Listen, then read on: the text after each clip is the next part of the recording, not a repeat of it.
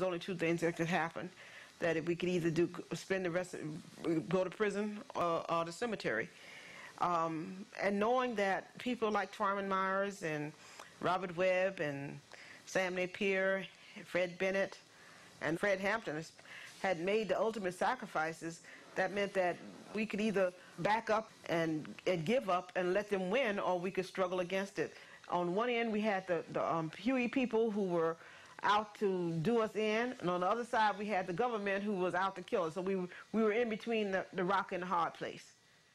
Out of that came the birth of the underground, the Black Liberation Army, the armed wing of the Black Panther Party, whose stated purpose was to start and initiate an offensive military campaign against the forces of reaction. BLA came into being when those who did political work above ground, when they were more or less from the repressive forces, was forced underground because of their political work in the community. Then they became part of BLA. So basically it was taking the war to the enemy instead of waiting the enemy to bring the war to you. And that's what the Black Liberation Army was about.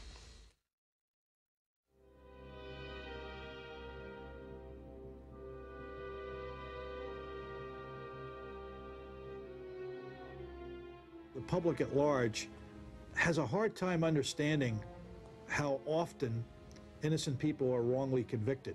The Los Angeles Police Department, the DA's office, and the FBI were determined that Pratt should stay behind bars. And so they tried to find some other case to bring against him. And they finally decided on an unsolved murder case called the tennis court murder that came out of Santa Monica, and charged him with this on the basis of some shenanigans involving a FBI informant named Julio Butler. Julius Butler said at Pratt's trial he was not an FBI informant. We have a ton of material that clearly indicate that Butler was an FBI informant. As an example, here we have an FBI Federal Bureau of Investigation, August 19th, 1969, and all the information he was giving the FBI during that interview. Of course, the FBI is going to place itself in a position of being able to deny whatever happens, just the way they're denying that Julius Butler was an informant. Butler said that he has written a letter containing information relating to an involvement of BP members in an affair that could put them in a gas chamber. I mean, they had an informant file, and Butler was contacted about 36 times, but they said, well, he's not an informant. Butler said that he was expelled from the BPP in August of 1969. At Pratt's trial, he said he was not expelled, that he quit.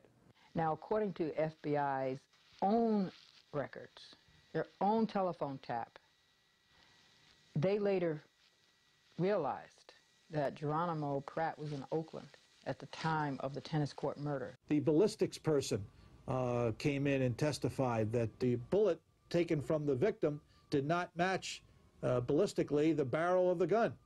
Well, the way they got around that was they had Julius Butler, as part of his confession, tell the jury that not only did Pratt confess the crime to me, that he did it, but he also told me that he threw the barrel of the gun away. So that took care of that. The counterintelligence program had successfully divided the Black Panther Party into two opposing groups, and the Newton group had barred any members of its group from having anything to do, speaking on the phone, talking to, and definitely not testifying in trial of the other group. Geronimo Pratt had been expelled. He was in the other group. And so almost all the people who had attended these staff meetings in which he was present, in which I was present, were unable, upon pain of being expelled from the Panther Party, to testify. This murder, in Geronimo's case, clearly was not Geronimo. Then those government agents need to be brought to justice. And that's the responsibility of people in this country at this point in time.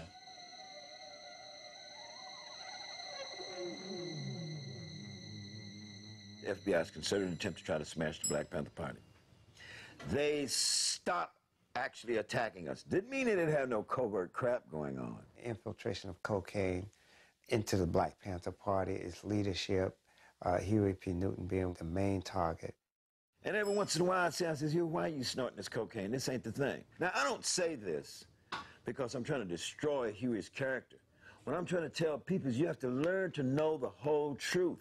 I had clear impression that chemical warfare would be utilized against the Black Panther Party. We had taken a position in our rules against anyone shooting heroin and narcotics found would be immediately dismissed from the Black Panther Party because we essentially were anti-drug in our operations. I'd say in my analysis and reflection and research that there were mind control operations run against the Black Panther Party, as well as a lot of other operations, psychological warfare programs. And when I say chemical warfare, I'm talking about chemical substances like alcohol and cocaine. MK-Ultra was what you might call a research program by the CIA to determine if psychotropic drugs, mind-altering drugs, might be used for intelligence purposes, either for chemical warfare, for the interrogation of intelligence assets, or the neutralization of targets. See, you have to remember, if you read some of the COINTELPRO documents, they had a psychological profile on Huey, on me, on Eldridge. They knew they could use Huey, and they knew that they could trick Eldridge into a certain level of thinking. So, I mean, they developed this over a period of time.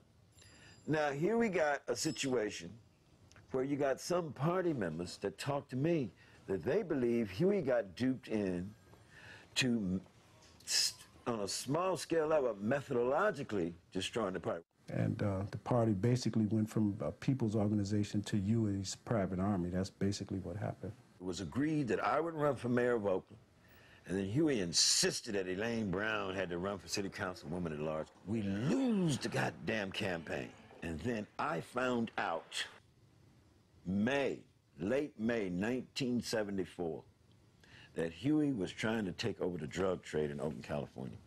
So I said, Huey, the party is over. The committee will resolve itself into executive session. The room will be cleared and swept. No director of the National Security Agency has ever before been required by Congress to testify in open session.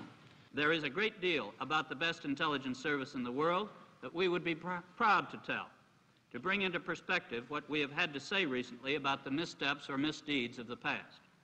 I believe that I could go back over my experiences in the Justice Department and find some areas in which the Bureau is not fully accountable to me. Yes, Senator. William C. Sullivan, who retired as the FBI's chief investigator 6 years ago after a falling out with J. Edgar Hoover, was killed in a deer hunting accident in New Hampshire today. Sullivan was 65. Bill Sullivan, who was the number 3 man in the Bureau in charge of Division 5 Domestic Intelligence, expressed extreme remorse to me about his role in suggesting an anonymous letter to Martin Luther King for Dr. King to commit suicide. A week before he was going to be called upon to testify before the House Committee on Assassinations, he was out in a pasture near his New Hampshire home, and he was mistaken, supposedly, for a deer by a young man out hunting, and was killed. I understand from the news media that the son was an experienced hunter, and I don't know how an experienced hunter could mistake a man who's dressed in a red plaid jacket for the head of a deer. I mean, I have never seen a red deer, but you know, maybe they're out there somewhere. But if I could get a virtuous woman,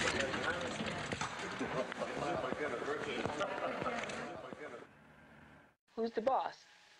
Well, in a human society, there aren't really any bosses, but who is the real leader and who is the person whose words are most meaningful to the party as a whole, there isn't any question about it. I mean, it always, that Huey is that person.